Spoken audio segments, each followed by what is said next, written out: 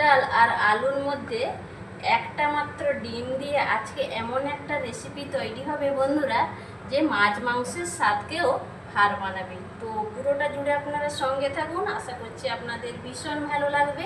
রেসিপিটা তো রেডি করে নিয়ে চলে এসেছি। দেখুন, একটা পাত্রে আমি সাফ করে নিয়েছি। এবার খেয়ে বলবো আপনাদের যে কেমন হয়েছে। একটু বাটিতে নিয়ে নিচ্ছি।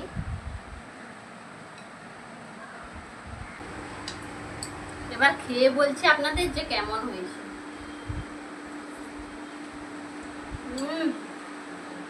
জাস্ট অসাধারণ।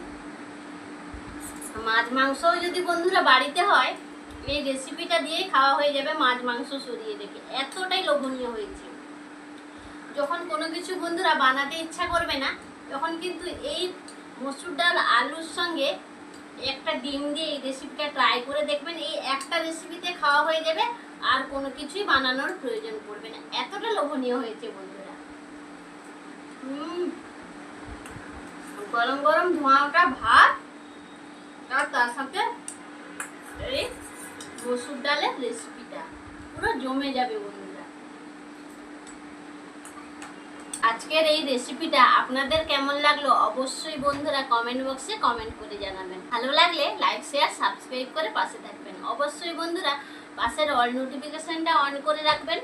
আমি যখন নিত্য নতুন রেসিপি বা ব্লগ ভিডিও যাই আপলোড করব, সবার প্রথম আপনারা নোটিফিকেশন পেয়ে যাবেন।